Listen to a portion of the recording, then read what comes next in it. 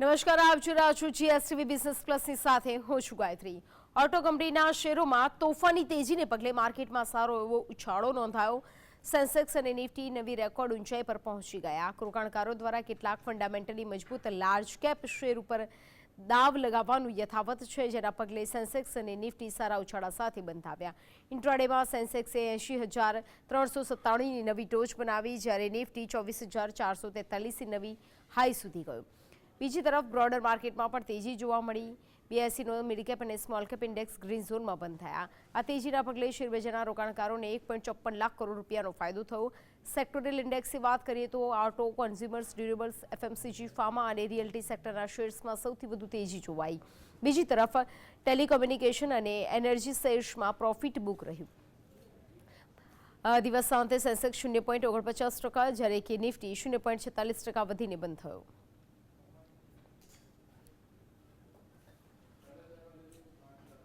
Sensex પર નજર કરીએ તો 391.26નો વધારો જોવા મળ્યો। 80.351 પર બંધ રહ્યો। તો નિફ્ટી 112.65ના વધારા સાથે 24,433.20 પર બંધ રહ્યો। આજના હીરો શેર્સની વાત કરીએ તો મારુતિ સુઝુકી ₹804.10ના વધારા સાથે ₹12,827.70 પર બંધ રહ્યો। મહિન્દ્રા એન્ડ મહિન્દ્રા 74.15ના વધારા સાથે ₹2,925.50 પર બંધ રહ્યો। ITC ₹9ના વધારા સાથે 452.60 પર બંધ રહ્યો। ડિવિઝ લેબોરેટરી ₹87.75ના વધારા સાથે ₹4,551.95 પર બંધ રહ્યો। આજના ઝીરો શેર્સની વાત કરીએ તો ટાટા કન્ઝ્યુમર્સ ₹8.60ના ઘટાડા સાથે 1142.20 પર બંધ રહ્યો। રિલાયન્સ ઇન્ડસ્ટ્રીઝ ₹21.25ના ઘટાડા સાથે ₹3,180.55 પર બંધ રહ્યો। ONGC ₹1.70ના ઘટાડા સાથે ₹297.45 પર બંધ રહ્યો।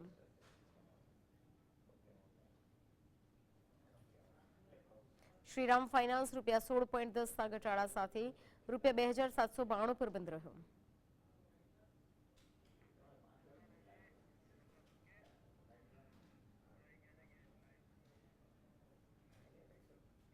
તો માર્કેટના કારોબાર અંગે ચર્ચા કરવા આપણી સાથે જોડાયા છે ધનવર્ષા ફિનકેપ પ્રાઇવેટ લિમિટેડના ડિરેક્ટર નિલેશભાઈ કોટક। નિલેશભાઈ, સ્વાગત છે આપનું જીએસટીવીમાં। માર્કેટમાં સારી એવી તેજી જોવા મળી છે। ફરી એકવાર સેન્સેક્સ અને નિફ્ટી નવી ઊંચાઈ પર પહોંચી ગયા છે। શું કહેશો તમે બજારની આ ચાલ વિશે? જો જે રીતે મ્યુચ્યુઅલ ફંડમાં ફ્લો આવી રહ્યો છે, જૂન મહિનાનો ફ્લો 40,000 કરોડ કરતા વધારે છે। આપણે બિલિયનમાં જોઈએ તો ખાલી 5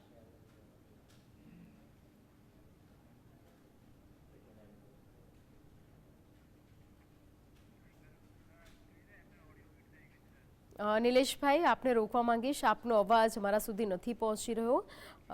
કદાચ આપનો ઓડિયો મ્યુટ થઈ ગયો છે। મહેરબાની કરીને આપનો ઓડિયો અનમ્યુટ કરશો। એ જે છે એ મ્યુચ્યુઅલ ફંડ દ્વારા ઇક્વિટીમાં આવી રહ્યો છે, અને આ ઇક્વિટીમાં આવે છે તેના કારણે આ એક બબલ ઊભો થઈ રહ્યો છે।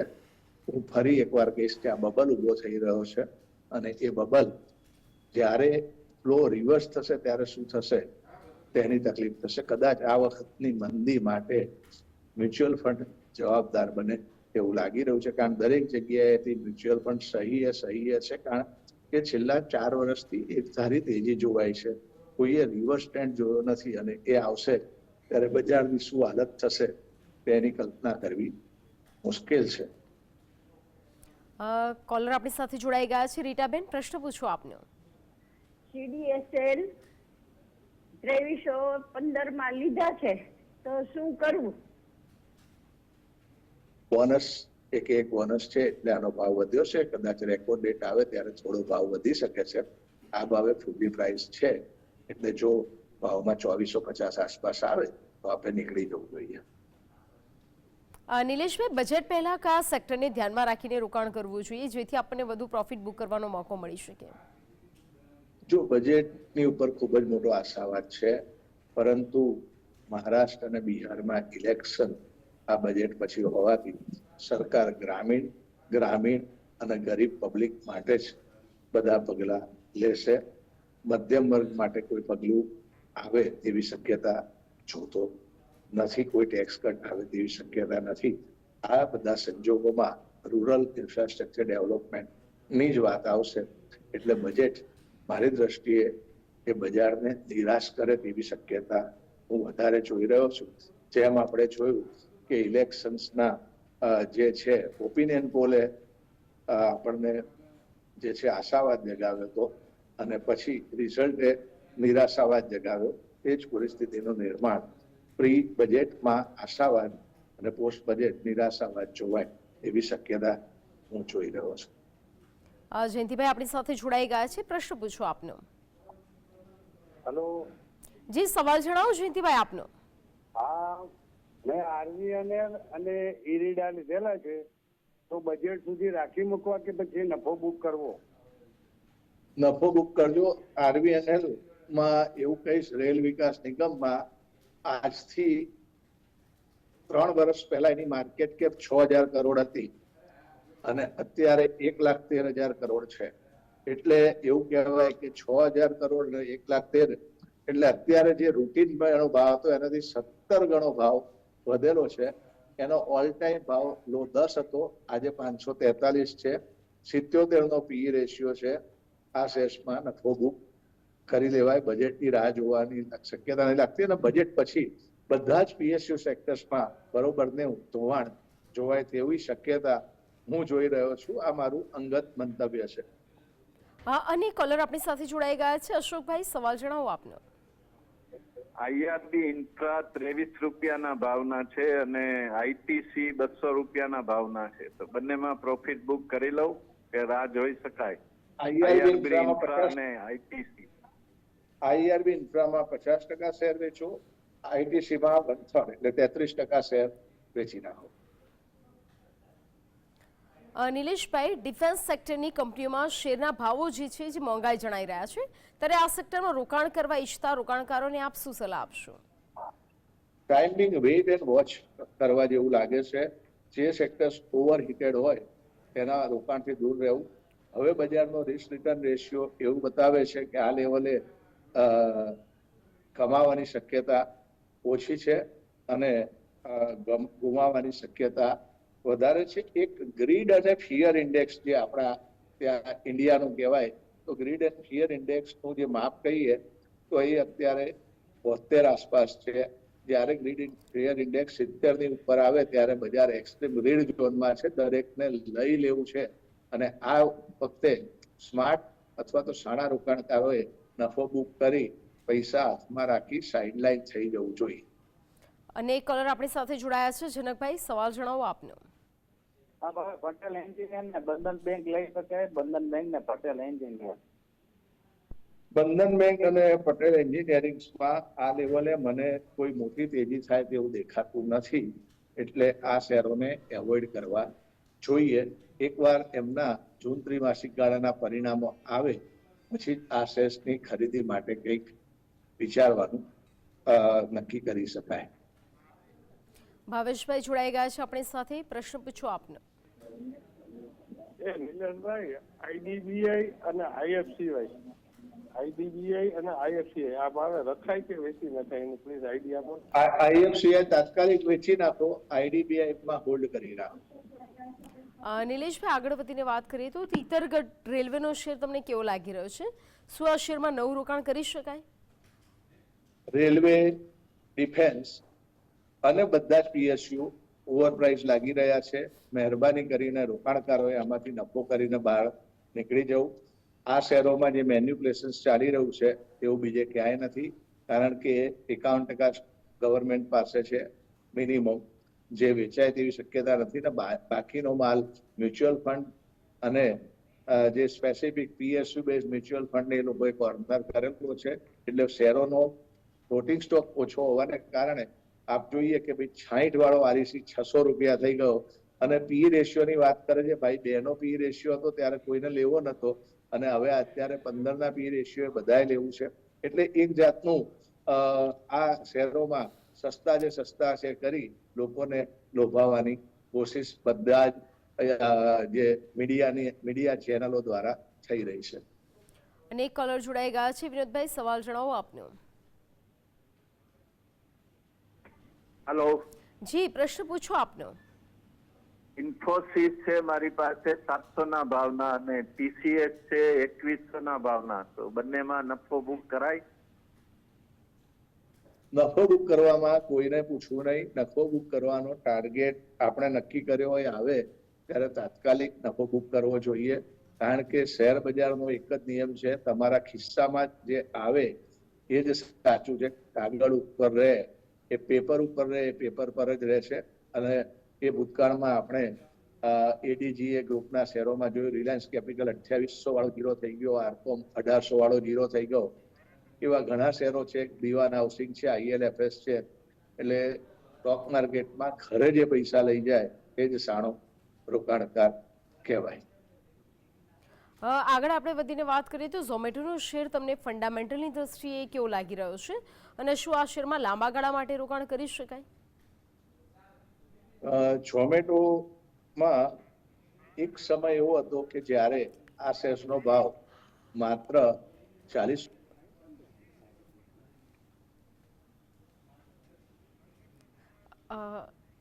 નિલેશભાઈ, આપનો ઓડિયો અનમ્યુટ કરશો પ્લીઝ.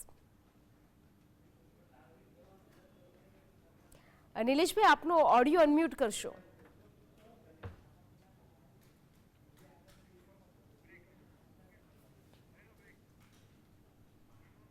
આ સાથે ચાલુ કરશું એક વિરામ માટે. આપ જોતા રહો GSTV. Welcome back after break. Market expert Nileshbhai Kutak આપણી સાથે જોડાયેલા છે અને એક કોલર આપણી સાથે જોડાઈ ગયા છે. રાજુભાઈ, પ્રશ્ન પૂછો આપનો. નિલેશભાઈ, SJVN અને NHPC મારી પાસે છે, તો આ ભાવે વેચી ન થાય? SJVN ચોક્કસ આ ભાવે ફુલ્લી પ્રાઇસ છે અને તે જોતા આ ભાવે ચોક્કસ વેચી નખાય. નિલેશભાઈ, આગળ વધીને આપણે વાત કરીએ તો IRCTCના શેરમાં આપ શું સલાહ આપશો? IRCTC ની વાત કરો છો? હા જી. IRCTC આ લેવલે એટ્રેક્ટિવ વેલ્યુએશન મળી રહ્યો છે. 975 થી 1025 ની વચ્ચેની રેન્જમાં જરૂરથી ખરીદી કરી શકાય. અને કોલર આપણી સાથે જોડાઈ ગયા છે. ભરતભાઈ, પ્રશ્ન પૂછો આપનો. નિલેશભાઈ, મારા બે પ્રશ્નો છે. પહેલો પ્રશ્ન છે વોડાફોનનો, કે આ ભાવે વોડાફોન લેવાય, અને બીજો પ્રશ્ન છે મારે ફર્ટિલાઇઝર અને કેમિકલ શેરોમાં મોટું એક્સપોઝર છે અને એમાં 100% થી વધારે નફો થઈ રહ્યો છે અત્યારે, તો એ બધામાંથી નીકળી જાવ કે શું કરવું? બજેટ માટે છે અને ચોમાસું માટે છે. પહેલું તો વોડાફોનમાં જે ભાવે IPO આવ્યો હતો એ ભાવનો સ્ટોપ લોસ રાખી એગ્રેસિવ ટ્રેડર બાય કરી શકે છે. કદાચ કોઈ સરપ્રાઇઝિંગ બાયર આ કંપનીને ટેક ઓવર કરે તેવી શક્યતા નકારી શકાય નહીં. બીજું, ફર્ટિલાઇઝર અને કેમિકલમાં 100% નફો મળે છે એટલે મિનિંગ કે આપણા 50% શેર વેચો તો આપની મૂડી પાછી આવી જશે, તો એ કરવું વધારે હિતાવહ લાગી રહ્યું છે. નિલેશભાઈ, ટાઇટનના શેર વિશે આપનું શું માનવું છે? કોના શેર? સોરી, ટાઇટનના શેર. હા, સોરી, ટાઇટનના શેર વિશે આપનું શું માનવું છે? ટાઇટનમાં આ ક્વાર્ટર થોડું લીન આવ્યું છે કારણ કે આપણા ત્યાં જે લગ્ન ગાળો જે જોવાય એ આ સમયમાં નહોતો અને જે ખરીદીની જે છે સોનાના ભાવો પણ ઊંચા હોવાથી ખરીદી નથી. પરંતુ ઓવરઓલ ટાઇટનનું ભવિષ્ય મને સારું લાગે છે. આ લેવલે એટ્રેક્ટિવ વેલ્યુએશન છે, અવેલેબલ છે. અને એક કોલર આપણી સાથે જોડાઈ ગયા છે. રાહુલભાઈ, પ્રશ્ન પૂછો આપનો. જી રાહુલભાઈ, સવાલ જણાવો આપનો. નિલેશભાઈ, આ પબ્લિક ઇશ્યુના એમ્પ્યોર ફાર્માસ્યુટિકલના શેર લાગ્યા છે, તો આમાં શું કરવું? 340 રૂપિયા જેવું પ્રીમિયમ ચાલે છે. 300 રૂપિયા ઉપરના પ્રીમિયમે પ્રી ઓપનિંગમાં વેચવા મુકાઈ દેવાના. જ્યારે આવ્યો તો ઇસ્યુ ત્યારે જ એ એક્સપેન્સિવ હતો અને ઉપર 300 રૂપિયા છે એટલે વધુ એક્સપેન્સિવ વેલ્યુએશન કહેવાય. એટલે IPO ના શેરોમાં પ્રી ઓપનમાં વેચવા માં 10 માંથી 8 વાર તમે સક્સેસફુલ રહેશો. એટલે મારી સલાહ એવી છે કે તેમાં pre IPO sessions, pre opening સેશન્સમાં જ વેચી નાખવા. નિલેશભાઈ, ડિવિસ લેબ્સના શેરમાં આપ શું માર્ગદર્શન આપશો? લેક્સોમાં એક પોઝિટિવ મુવમેન્ટ દેખાઈ રહી છે, પરંતુ આ લેવલે 50% શેર વેચવા જોઈએ. સુરેશભાઈ આપણી સાથે જોડાઈ ગયા છે, પ્રશ્ન પૂછો આપનો. HDFC પ્રશ્ન પૂછો. હેલો. જી, સવાલ જણાવો આપનો. હા મેડમ, મારે HDFC માં છે ને મેં ખરીદી કરીને પ્રોફિટ બુક કરેલો છે. ફરીથી મારે HDFC બેંક લેવા છે, તો હવે આ ભાવે લેવાય કે હમણાં વેઇટ કરવો જોઈએ? 1550 થી 1575 વચ્ચેનો ભાવ આવે ત્યારે નવી ખરીદી કરી શકાય. નિલેશભાઈ, શું ફાર્મા સેક્ટરમાં ફરી તેજી શરૂ થઈ છે અને તેમાં રોકાણ કરવું હોય તો કયા બે શેર આકર્ષક લાગી રહ્યા છે? જો અહીંયા સેક્ટર રોટેશન ચાલી રહ્યું છે, એટલે હવે ફાર્મા સેક્ટર્સનો પોઝિટિવ વારો આવશે. આઈટી, બેન્કિંગ, ફાર્મા, એફએમસીજી, જેમ કે આજે એફએમસીજી સેક્ટર્સનો વારો હતો, હવે ફાર્માનો વારો આવશે. એટલે સેક્ટર રોટેશન કરી ઇન્ડેક્સ મેનેજમેન્ટનું કામ પૂરજોશમાં ચાલી રહ્યું છે અને તે બજેટ સુધી ચાલુ રહે તેવી શક્યતા દેખાઈ રહી છે. ટાટા કન્ઝ્યુમર્સના શેરમાં રોકાણ કરાય કે હજુ પણ રાહ જોવી જોઈએ? ટાટા કન્ઝ્યુમરમાં 1050 થી 75 ની રેન્જ એ રિસ્ક માં રોકાણ, રિસ્ક રિટર્ન રેશિયો ફેવરેબલ હોવાથી આ લેવલમાં કરી શકાય. અને કોલર આપણી સાથે જોડાઈ ગયા છે. રોહિતભાઈ, પ્રશ્ન પૂછો આપનો. આપણે સેક્ટરમાં ક્યારે એન્ટ્રી કરાય ને હવે રાધિકા જ્વેલર્સ લઈ શકાય? સુગર સેક્ટર ને Radhika jewellers. Sugar sector definitely આ લેવલે એટ્રેક્ટિવ વેલ્યુએશન દેખાડી રહ્યું છે અને ચોક્કસ સુગર સેક્ટર્સમાં ખરીદી કરી શકાય. આજે સુગર સેક્ટર્સમાં એક મુવમેન્ટ દેખાઈ રહી હતી. અહીંયા ડાઉનસાઇડ રિસ્ક ઓછું હોવાથી સુગર સેક્ટર્સનું રોકાણ ફાયદાકારક બની રહે. નિલેશભાઈ, સેન્સેક્સ 80,000 પહોંચ્યા બાદ રોકાણકારો માટે આપની શું સલાહ છે? પ્રોફિટ બુકિંગ આવી શકે કે પછી હજુ તેજી આગળ વધશે? અમારા એનાલિસિસ પ્રમાણે 80,400 અને નિફ્ટીમાં 24,600 નું લેવલ આસપાસ બજાર ટોપ બનાવે તેવું લાગે છે. આ મારું અંગત મંતવ્ય છે. એટલે હવે ઉપર જવાની શક્યતા ઓછી લાગી રહી છે અને ડાઉનસાઇડ સીધી લીટીમાં આવશે તેની શક્યતા નકારી શકાય નહીં. અને એક કોલર આપણી સાથે જોડાઈ ગયા છે. મહેશભાઈ, પ્રશ્ન પૂછો આપનો.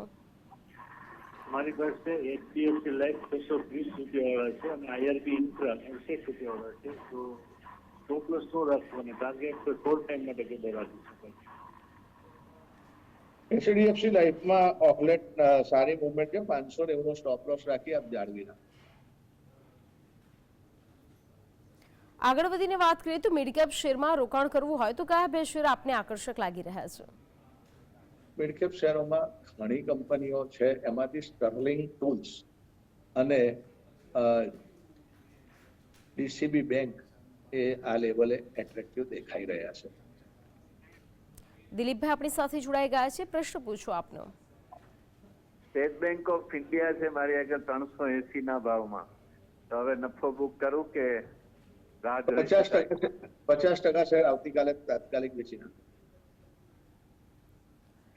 નિલેશભાઈ, જે લોકો સ્મોલ કેપમાં એસઆઈપી કરે છે તે લોકોએ હાલ રાહ જોવી જોઈએ કે તેમાં તેજીની રાહ જોઈ શકાય? સ્મોલ કેપ શેરોની અંદર ઓલરેડી જે સ્મોલ કેપ શેરોનો જે ઇન્ડેક્સ છે એનો પીઈ ખૂબ જ ઓછો દેખાઈ રહ્યો છે અને આ લેવલે જે નિફ્ટીના સ્મોલ કેપ ઇન્ડેક્સની વાત કરીએ, નિફ્ટી 250 જે સ્મોલ કેપ ઇન્ડેક્સ છે એમાં હાલમાં 31 નો પીઈ છે, જે ઓવર વેલ્યુએશન્સ કહેવાય. એટલે મારી દ્રષ્ટિએ નવું રોકાણ માટે થોભો અને રાહ જોવાની નીતિ અપનાવવી જોઈએ. અને એક કોલર જોડાઈ ગયા છે. સુરેશભાઈ, પ્રશ્ન પૂછો આપનો. હા, મારું કહેવાનું એમ છે કે મારું એચએલમાં મારું રોકાણ છે 1000 શેર અને મારી પાસે 5000 એકાઉન્ટ લીધેલા 5000 એકાઉન્ટમાં. તો મારે હવે શું કરવું જોઈએ? આ ભાવથી પ્રોફિટ લઈ નીકળી જવાય કે વેઇટ કરાય? એટલીસ્ટ આ લેવલે મને એવું લાગે છે કે 50% શેર્સમાંથી ક્વિટ થવું જોઈએ. નિલેશભાઈ, સરકારી ક્ષેત્રની કંપનીમાં એવા કયા 2 શેર છે કે જેમાં લાંબા ગાળા માટે રોકાણ કરી શકાય અને પ્રોફિટ સારો એવો ગેઇન કરી શકાય? સરકારી કંપનીઓ ઓફ લેટ બહુ જ વધી ગઈ છે અને ખૂબ જ ઓવર વેલ્યુએશન્સ જે કમ્પેરેટિવલી દેખાઈ રહ્યા છે. તેમ છતાં એક ઓઇલ ઇન્ડિયા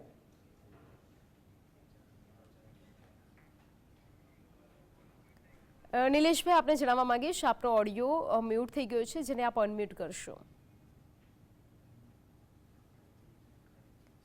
નિલેશભાઈ, આપનો ઓડિયો અનમ્યુટ કરશો.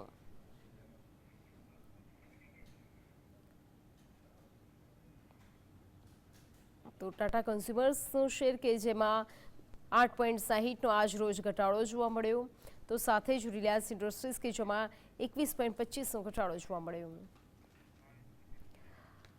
ભાવેશભાઈ આપણી સાથે જોડાઈ ગયા છે, પ્રશ્ન પૂછો આપનો. જી ભાવેશભાઈ, સવાલ જણાવો આપનો. નિલેશભાઈ, આરસીએફ અને નેશનલ ફર્ટિલાઇઝર NFL આ ભાવે રખાય કે વેચી નખાય? RCF NFL. આરસીએફ ની જો વાત કરીએ પહેલા, તો આરસીએફ માં છેલ્લા 6 મહિનામાં 35% વધારો જોવાયો છે. નેશનલ ફર્ટિલાઇઝરમાં છેલ્લા 6 મહિનામાં 51% વધારો જોવાયો છે. કોઈ ફંડામેન્ટલ્સમાં મોટા ફેરફાર થયા નથી અને બંને શેરો આ લેવલે એક્સપેન્સિવ વેલ્યુએશન્સ દર્શાવે છે. નિલેશભાઈ, હાલના સમયમાં નિફ્ટી, સેન્સેક્સ અને બેંક નિફ્ટીમાં કયા લેવલે ધ્યાને લેવા જોઈએ? જ્યાં સુધી નિફ્ટી 24,000 ઉપર છે ત્યાં સુધી ઓવરઓલ ટ્રેન્ડ એ પોઝિટિવ જોવા છે. સેન્સેક્સની વાત કરીએ તો જ્યાં સુધી 79,000 ઉપર છે ત્યાં સુધી પોઝિટિવ જોવાશે. 51,500ના લેવલની ઉપર છે ત્યાં સુધી બેંક નિફ્ટી પોઝિટિવ જોવાશે. 12,000 ઉપર મિડ કેપ નિફ્ટી, 71,000 ઉપર નિફ્ટી નેક્સ્ટ 50 અને 22,500 ઉપર નિફ્ટી ફાઇનાન્શિયલ જે ઇન્ડેક્સ છે, જે આ મેજર ઇન્ડેક્સ કે જેની અંદર ડેરિવેટિવ ટ્રેડ થાય છે.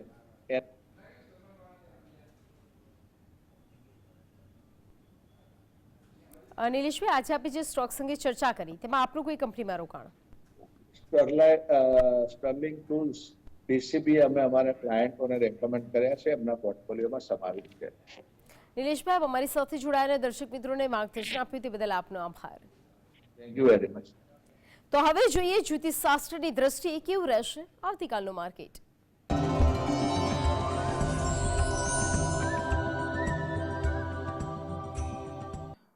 બુધવાર તારીખ 10/7/2024 મઘા નક્ષત્ર અને સિંહ રાશિ છે. બજારના ઉદિત લગ્ન, ગ્રહ, નક્ષત્ર, યોગ, હોરા વગેરે જેવી બાબતોને આધારે જ્યોતિષ ગણતરી કરીએ તો બજારની સંભાવના મંદી તરફી એટલે કે ડાઉન ટ્રેન્ડ થતો જોવા મળે તેવું પણ લાગી રહ્યું છે. બજાર સમય બપોરે 12 થી 1 દરમિયાન બજાર થોડુંક વધુ નેગેટિવ થાય કે વોલ્યુમ અચાનક ઘટી જાય, ધીમું પડી જાય તેવું બનવા જોગ છે. માટે આ સમયગાળા દરમિયાન થોડીક તકેદારી રાખવી એ વધુ અગત્યની છે. Bank, finance, chemical, film, FMCG જેવા સેક્ટર વધુ પ્રભાવિત થાય, મૂવમેન્ટ વધુ જોવા મળે. સિલ્વર, કોપર અને ગોલ્ડમાં પણ મૂવમેન્ટ વધુ આવે તેવું બની શકે છે. એમાં પણ સાંજે 6 થી 7 દરમિયાન બજાર વધુ અનિશ્ચિત થઈ એકાદ ઘટાડા સાથે ધીરે ધીરે સાંજે 7 થી 8 દરમિયાન પાછું સુધરતું થાય તેવી પણ એક ઘટના બનવા જોગ છે. એગ્રો કોમોડિટીમાં જોવા જઈએ તો તલ, મેંથા, મગફળી, જવ જે વસ્તુ વધુ પ્રભાવિત થાય, મૂવમેન્ટ વધુ જોવાય. બપોરે 2 થી 3 દરમિયાન બજાર થોડું સુસ્ત બની જાય, બજારમાં વોલ્યુમ ધીરે ધીરે ઓછા થવા લાગે તેવી પણ કેટલીક ધારણા લાગી રહી છે.